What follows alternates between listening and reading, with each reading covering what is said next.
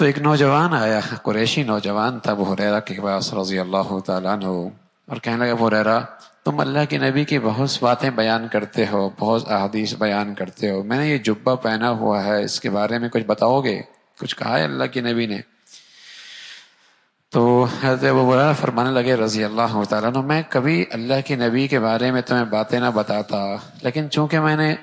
اللہ کا کلام سن رکھا ہے جس میں یہ بات ہے کہ حق بات نہ چھپانا، حق بات نہ چھپانا، علم کی بات نہ چھپانا،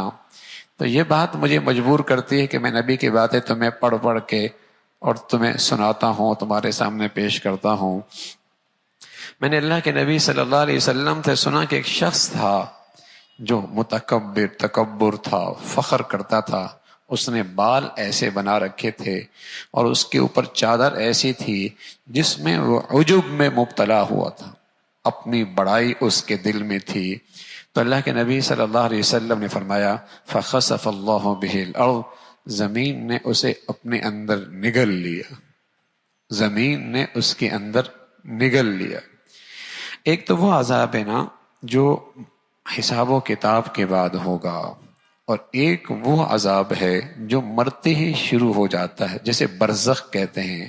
جو آخرت کی زندگی سے پہلے پردے میں ہے اور دنیا کی زندگی کے بعد پردے میں ہے، درمیان کا ایک موسم ہے، اسے برزخ کہتے ہیں۔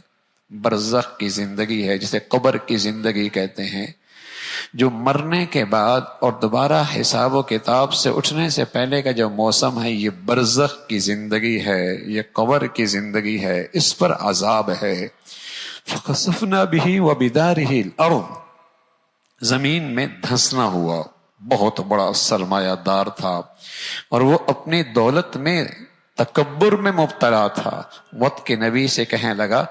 اس دولت کے بارے میں مجھے کچھ نہ کہنا، یہ میرے اپنے ہاتھوں کی اور اپنی صلاحیتوں کی اور اپنی دانش اور عقل مندی کی کمائی ہے،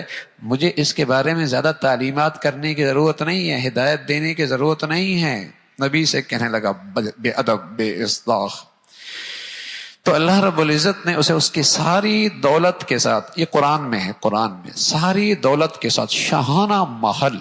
اس میں اندر وہ بیٹھا ہوا، دولت کے ڈھیر لگی ہوئی ہے، بڑے بڑے صندوق اس کے دولت کے، اور اس دولت کے صندوقوں کی چابیاں بھی ایک بڑی جماعت اس کے لیے بٹھائی ہوتی تھی جو چابیاں اٹھا کے لایا کرتی تھی۔ لَتَنُوءُ بِالْعُصْبَةِ أُولِي الْقُوَّةِ، اللہ کی شان، دنیا نے اپنی آنکھوں سے دیکھا کہ اس کا وہ محل اور اس کی وہ دولت اور وہ بڑا سرمایہ دار جو نہ شکرہ تھا، احسان فراموش تھا، وقت کے نبی کی تعلیمات کا انکاری تھا،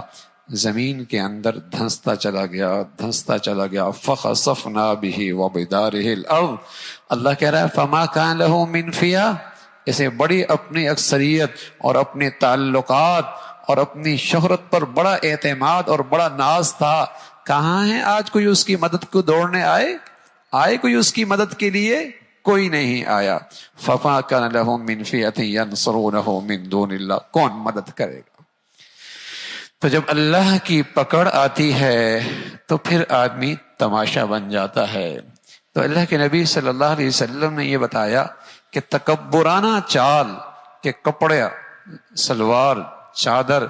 زمین پہ گھسٹ رہی ہے، ٹخنوں سے نیچی ہے، یہ متکبروں کا انداز ہے۔ اس لیے میرے نبی کی سنت ہے، میرے نبی کی سنت ہے لباس کے بارے میں، سلوار ٹخنوں سے اونچی ہو، چادر ٹخنوں سے اونچی ہو۔